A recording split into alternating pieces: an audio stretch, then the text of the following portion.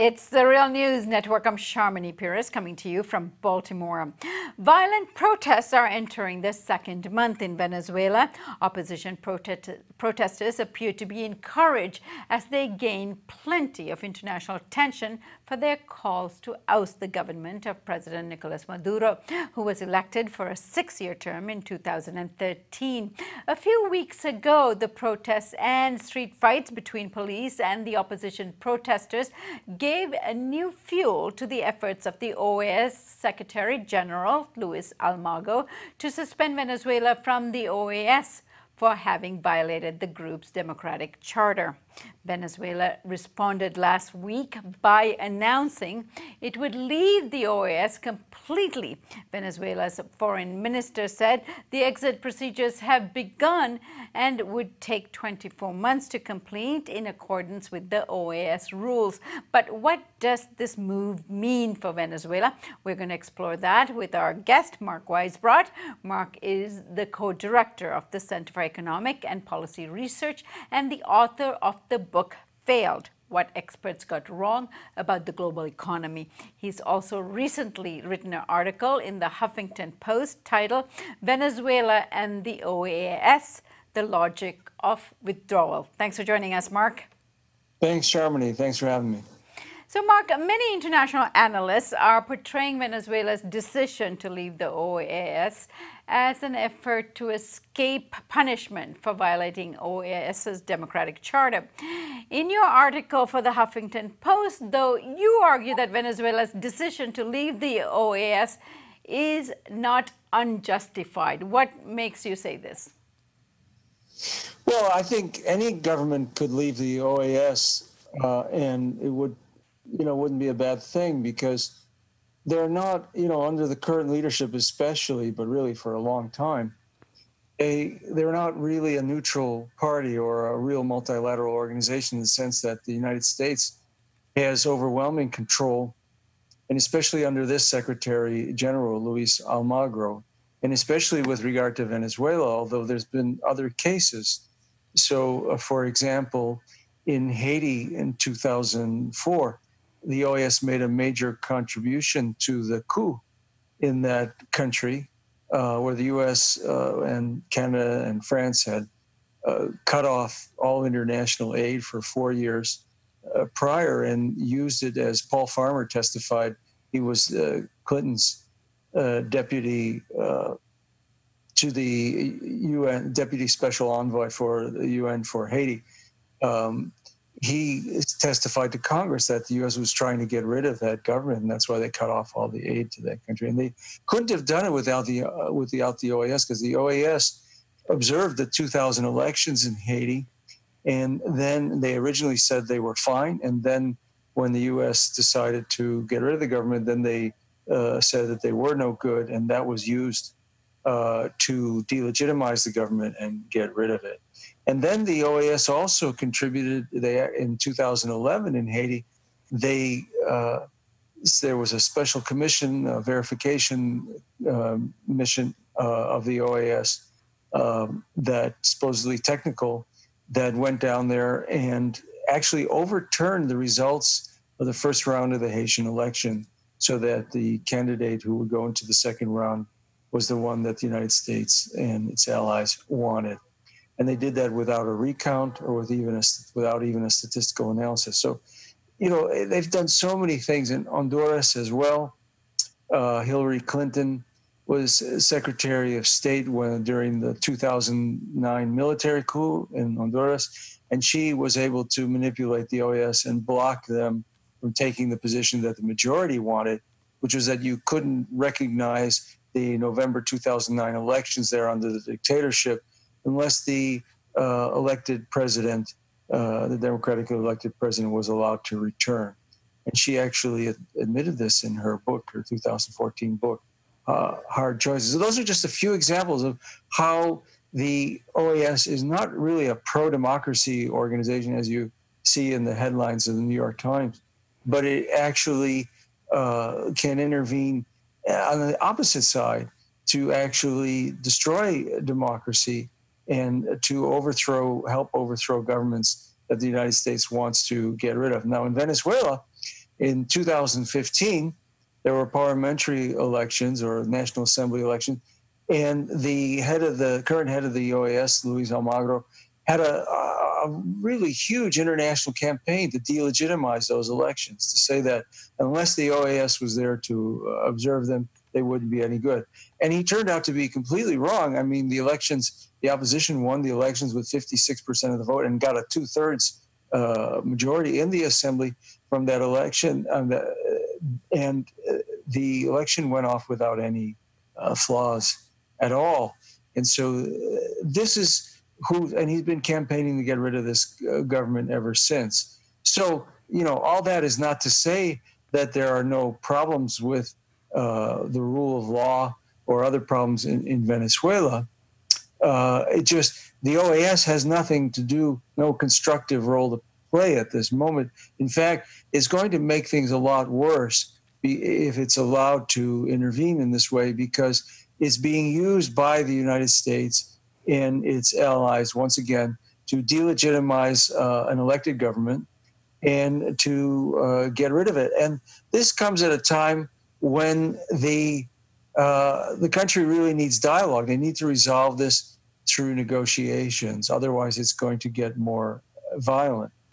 Mark, now Venezuela has alternatives. I mean, there is the Community of Latin American and Caribbean States, CERLAC, that was created in the aftermath of 2009 coup against the Honduran president at the time. And CERLAC is an alternative body to OAS in terms of a community of Latin American countries. Tell us more about that. The Latin American governments created the CELAC, the Community of Latin American and Caribbean Nations, which includes everybody that's in the OAS except the U.S. and Canada. It was after Hillary Clinton manipulated the OAS in the aftermath of the 2009 military coup in Honduras. That's when they decided they needed another organization. So with all that background, you can see it's not really that strange for Venezuela to leave the OAS. In fact, in hindsight, you could probably say that it would have been better if all the left governments, when they created the CELAC, had just left the OAS a few years ago, and then you wouldn't have this particular problem. Right.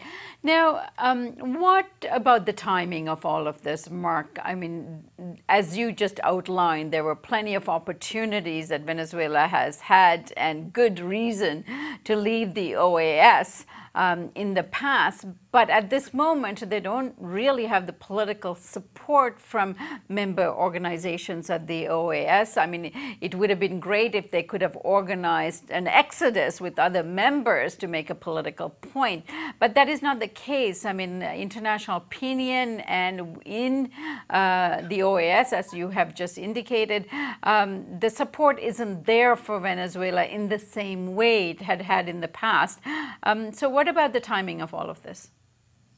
Well, yeah, it's hard to say whether, their withdrawal will help or not. Probably it'll hurt them because all the media will spin it as them leaving in order to avoid the democratic judgment of their peers. Because the media is in kind of full regime change mode right now. And they don't even try to give another side to the story on a daily basis. It's just all about, this government is horrible and we should get rid of it. And so I don't think it'll really help them, most likely. But at this point, it probably doesn't, it won't make that much difference. I mean, also they give notice and they're still subject to the OAS's investigations or procedures for another 2 years. So the OAS will continue to do what it's going to do anyway. And turning to U.S. policy towards Venezuela, the U.S. Senate is considering a new bill sponsored by both Republicans and the Democrats to impose a new set of sanctions on Venezuela and to provide more funding to opposition groups. What effect do you think this will have in the situation in Venezuela? Well, all of these things are designed to try and help topple the government. So the sanctions that President Obama put twice on Venezuela, they weren't particularly that important economically, but they did send a signal. I mean, he declared Venezuela twice to be an unusual and extraordinary threat to the national security of the United States. Now, everybody knows what happens to countries who get that designation. You know, there was Nicaragua in the 80s, there was Iraq. You know, they generally get, they're a target of the United States. So that puts a big damper on anybody who wants to lend to Venezuela. Now you can say, well, people wouldn't lend because the economies are wrecked, but that isn't really true. I mean, foreign investors have been loaning money to Venezuela throughout this recession and before, and the ones who did made a lot of money because Venezuela has not defaulted on any of its bonds for any of its foreign dollar-denominated bonds for the whole time that the Chavistas have been in power. And so what they're trying to do is just, try and hurt the economy more, which of course will make people there suffer more, but they don't really care about that. And the idea is to hasten the overthrow of the government from their point of view. Right. And Mark, as you acknowledge, Venezuela is tackling a number of problems at this point in their political existence, in the sense of economic crisis, drop in oil prices, shortages of food, and now violence on the street. What ways could the OAS be helping if it wasn't so politically motivated for regime change? Yeah, that's a very good question. Well, they could do what the Vatican did last year. I mean, the Vatican offered and did, in fact, mediate, and the OAS could play a constructive role if it weren't so dominated by Washington, which provides the majority of its budget, by the way. That's one of the ways in which it influences when it's, more borderline issues. And so, yeah, they could actually play a role as to mediate between the opposition and the government. And I want to emphasize how important that is because, the U.S., like they did in Syria, for example, they thought that everybody's going to just get together against the government and this guy will be out of here and we'll have our, somebody we like. And that's kind of how they look at it. And that's how they see Venezuela. But it isn't really the whole people against the government. In fact, you've had other people on the show who are on the ground, and they can tell you that the vast majority, as in 2013 and 14, of people on the streets are not the people who are being hurt the most by the economic crisis. They're actually from the middle to upper classes. There's some exceptions this time, but it's very little. And so it isn't really, the whole picture you're getting from the media is really distorted. There's still a base. The last poll from Data Analysis, which is the most reliable anti-government pollster, showed Maduro with 24%. Now you might think, well, that's pretty bad. That's his approval rating.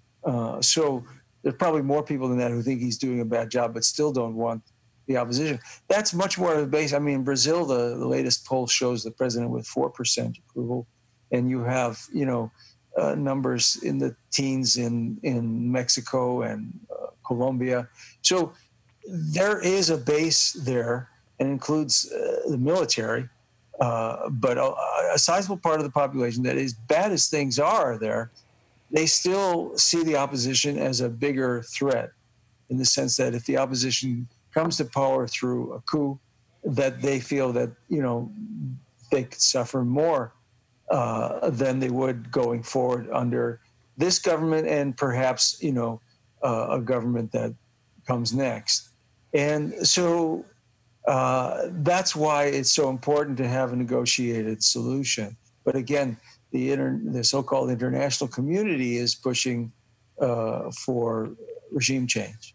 Mark, and yet the support for the government was indicative in the May Day demonstrations or celebrations that was held on International Workers' Day, which was the largest I saw anywhere around the world. Yes, and it is interesting. I think if most of the journalists who were covering this were interested in trying to explain events, that would be one of the things they'd want to explain. How do you have that kind of support when there's 400% inflation and the economy GDP fell by 17% last year, and there's shortages of food and medicine. And I think it's because they don't see the opposition as representing them and necessarily going to make things better. And also, they had 10 years, I mean, a whole decade where living standards for the majority really did improve enormously. You didn't hear much about it here, but it was really true in terms of any indicators you want to look at: poverty, income growth, access to health care and education. So, obviously these people are thinking, well, if circumstances change, things might get better. That's not going to go on forever, of course, but that's where it stands now. It is still a polarized country politically. All right, Mark, I thank you so much for joining us today. Thank you. And thank you for joining us here on the Real News Network.